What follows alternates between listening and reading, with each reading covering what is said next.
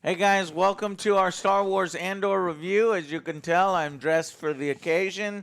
I was already wearing it. I didn't want to take it off. You slept in it.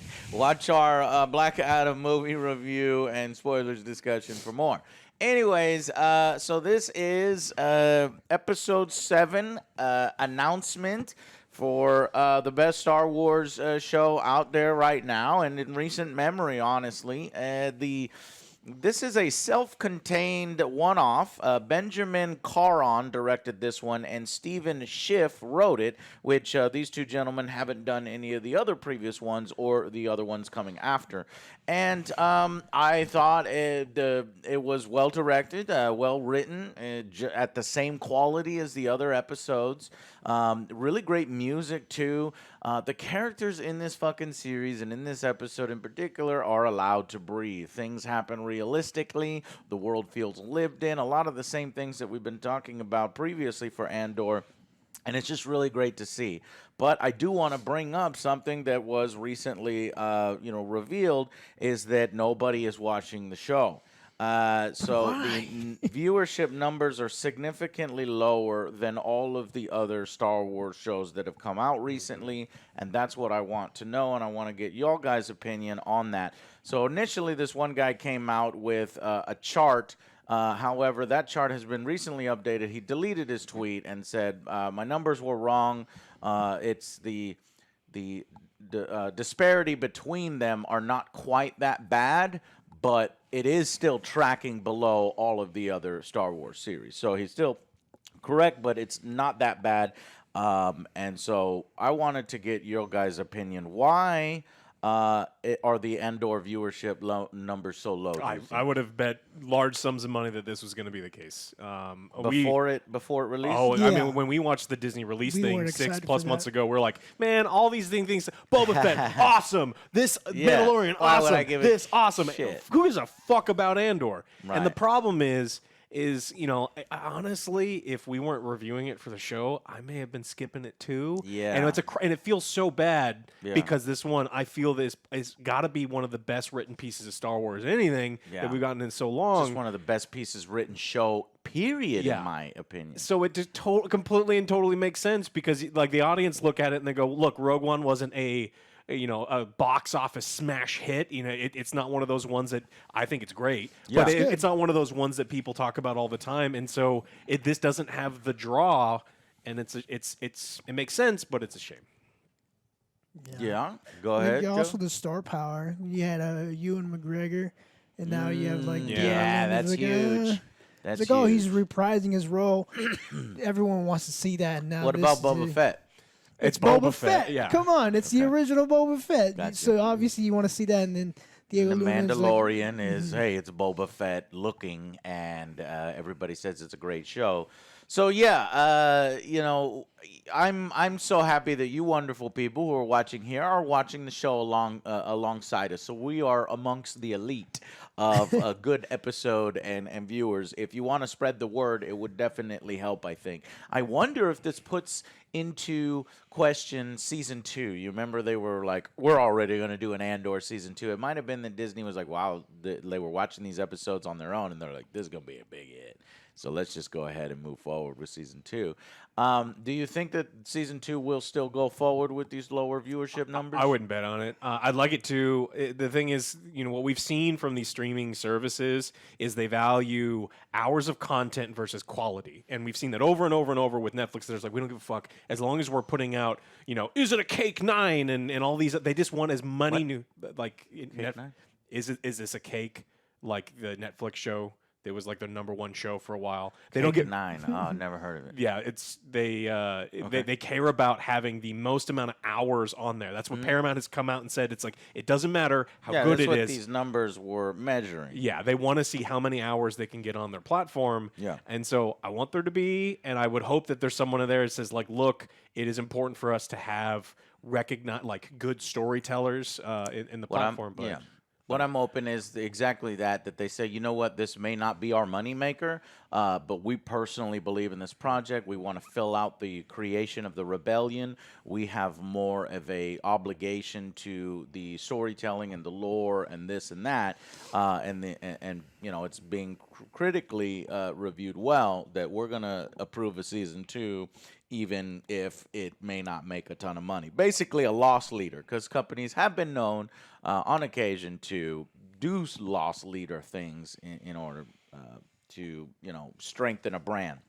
And I do think this strengthens the brand. If you are watching this, it is really enriching Coruscant, the politics, the rebellion itself, even the internal workings of the Imperials. And I'm just really loving it. And so let's go ahead and jump into the episode. Well, before I do that, I do want to talk a little bit about the correction that was put out. So Brandon Katz, the Parrot Analytics data, profusely apologized and issued a correction on social media. And while it's still behind other shows in terms of demand when compared to respective streaming landscapes, it's still performing much better than expected, even hitting quote-unquote exceptional demand in several instances. Good.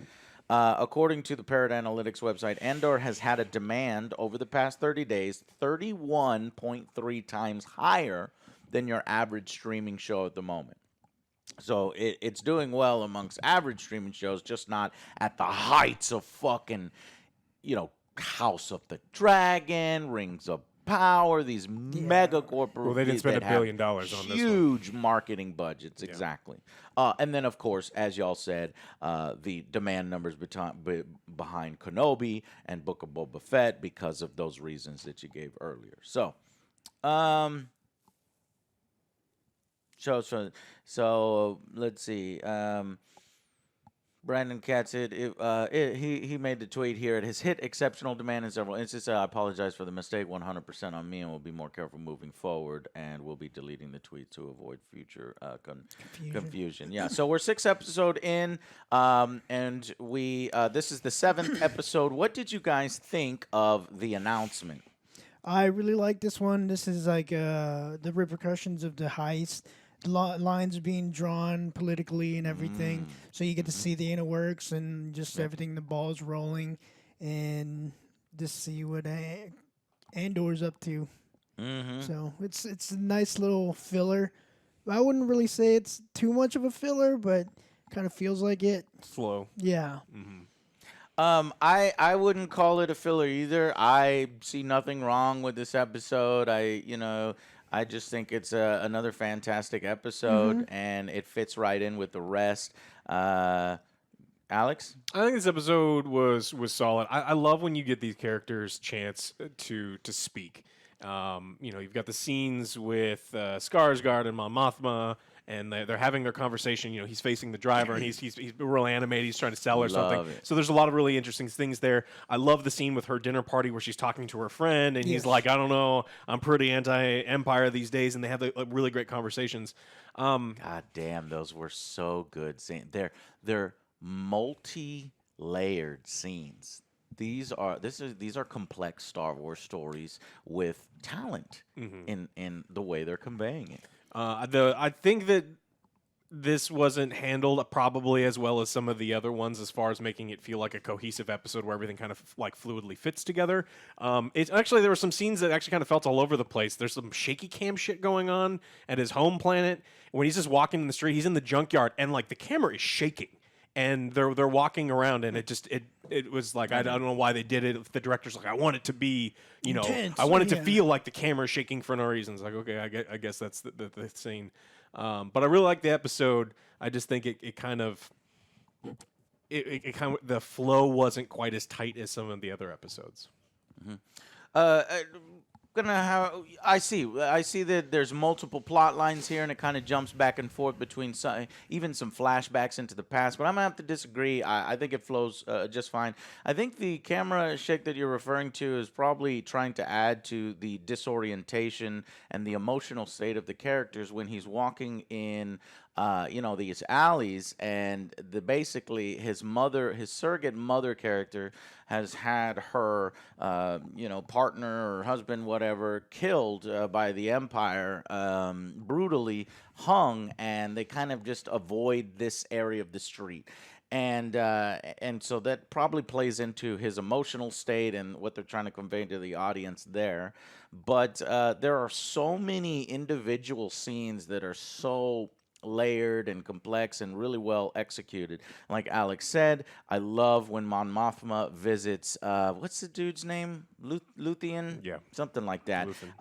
It was great, everything that you said. And then we have the rebels wanted basically the Empire to overreact to this. And this plan is kind of revealed that they want them to be more heavy-handed. It's like right now they're slowly choking and nobody's really doing anything. But if, they clamp down, then we can get even more support in addition to the money that we just robbed. So we have that great scene. We have Andor going back to his mother, and he's like happy. He's obviously completed the heist, has the money that he needs to finally get her out of there. But she has some hesitation and some conflict within her, and you're like, what's going on here? And they say in the morning we'll leave, but you can tell that is going to it's gonna be a big no. Gonna be a big no, right? And then an amazing scene of Mon Mothma and this old acquaintance as they do their political maneuvering. The gentleman makes it seem like, hey, you can't handle my anti-empire attitude. Like little Riri. Yeah, and she turns it on him. She's like, you got no idea. You know what I mean? Like what I've been working on and what I've almost been thrust and forced into with Luthien. So she's reaching out for help. And while, trying to avoid, her husband overhearing and, of course, other Imperial spies potentially overhearing. And it's just great scene after great scene. The another one when we continue the adoptive mother scene where she's basically saying, I'm tired. I'm siding with the rebellion. I'm old. I'm tired of having to, run and avoid this, and I want to stand up to them. And I was like, dude, I totally believe her motivations. And it's like, you're right. Well, I only got a few years left. Might as well spend it on something that's worth it. And she feels that this is worth it. And so it's sad, but it's also inspiring. And, everybody around Andor is sort of taking sides, and Andor yet has not done that. He wants to run and be, kind of Free. avoid it. And then another great scene, great scenes after great scenes, was filled with tension and great acting. And this one in the Imperial headquarters, where once again these two officers who have been going at it come to public blows, basically, not physical fighting, but just mental maneuvering. And this motherfucker calls her out in front of everybody, and the leader is like, "Okay, this is lively. Let's listen to this." But he fails to realize the gravity of the situation. That the Empire has said, "Nope, we're giving everybody permission to do whatever the fuck they want. We're going to clamp down. We're going to go hard." And this motherfucker's still like, "Well, she broke the rules, and she needs to stay on her side. And she need to, and we need it." And the motherfucker's like, and then she's like, "Yeah, but I got this information and otherwise this." And so I think the leader then at this point, which had previously ruled against her, kind of admonished her and made her feel a little, like she was out of line, actually sides with her this time and says, "Well played, and watch your back though, because now this is out in the open." You put a target on yourself. From this dude, yeah. So that was another fucking great scene, and then we get as Andor is kind of moving from place to place. There's some kind of commotion where maybe some thieves have stolen something, and the shore troopers are running after him. They were speaking out against the Empire in public. Ah, that's what it was, yeah. And Andor kind of is walking in the same direction, and so they kind of confuse him for some of the things. It's like, "Yeah, why are you looking around?" And I'm like, I was like, yeah, stop looking around like you're. He looks very he's looking around. He suspicious. does look suspicious, and the short trooper grabs him, and he's like, "What the fuck are you doing? I'm sure you're with them." And he's like, "No, I'm not with them. I'm going to the store, please. I'm going." I was like, no. No, leave me alone. I go to church. And he's like, so they get the fucking droids, and we see a KS droid just beating up other people. And this is cool, man. And this is how, it feels like this is how you approach modern topics without it feeling heavy-handed and ham-fisted in there, because you could draw parallels to the police these days that they don't really fucking care. They're heavy-handed. They throw sentences that are way exuberant and excessive for small infractions, and that's what's happening with the Empire now. In fact, they end up arresting him. The droid thinks, what does the droid think, that he was like going to hang or something? Hang him? Hang on to him. Hang on. And so he's like, he means watch. He took it literally. He almost chokes him fucking dead, but ends up going before a judge. And this judge is really just. Yeah. Don't give a shit. Don't give a shit. She's literally. It's like a DMV. DMV handing out sentences and fucking people's lives over in seconds. And she makes note that, hell, what he was accused of before was only a 6-month sentence. But now that all this shit is going down, it's a 6-year sentence. Yeah. And so this is really going to put into motion, Andor and what, Andor versus the Empire, essentially. And it's just really well done. There's also, what is the guy's name? Cyril or something? Karn, his last name, Karn or something. So... They also have his story that isn't really. It looks like he's kind of resigned to his new job at the Bureau of Standards. It looks boring as fuck. And he's like resigned himself to death, pretty much. His overbearing mother. He's drinking blue milk, and she's like, "Fix your collar." I'm getting Psycho vibes. Yeah. Yeah. Well, that's why I'm so interested in what they're doing with this character. While here it really goes nowhere, and it's not satisfying, but it is building to something, and I'm very curious. He's gonna blow up. Does he blow up? Does he go on the Empire side? Does he eventually go on the Rebel side? What's going on with this character, and does he hunt out? This rebellion. We already have a character that's doing that. The officer. What's her name? Yennefer. She's Yennefer's voice actress. What? That's Yennefer. Oh, that's right. In the video game, Yennefer's voice actress. I don't know her name in the. So in the what's show. her name? I don't know. I forgot. Damn. Yeah, Why can't I find this chick's name? All right, go final verdicts, and I'll look up her name. Okay. Final verdict for me is going to be an 8. I still enjoyed it. It was a good watch. I love the music. I love the set pieces that they have, the environment that they're built, and just all the intrigue that's going on. It's keeping me engaged. I'm just excited for the next episode.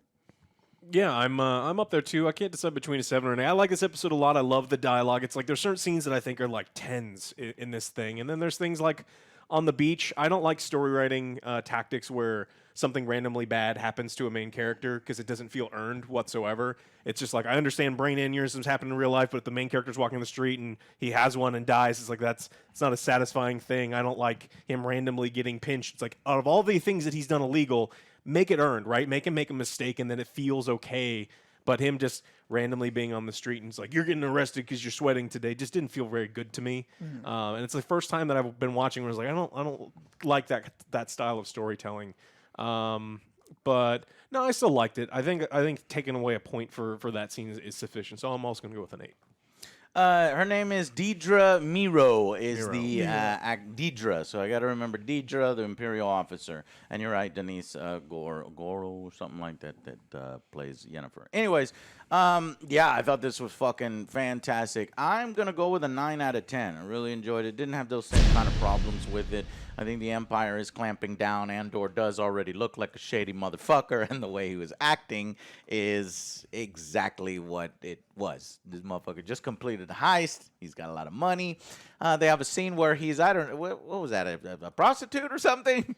Have we ever seen that character before? No, think he's so. like Just new sleeping with girlfriend. women or something, new girlfriend, and he basically hides some credits and some weapons and stuff just in case. And then when he goes out there, he ends up getting clamped down by the Empire because he's really shitty at staying cool and playing it cool.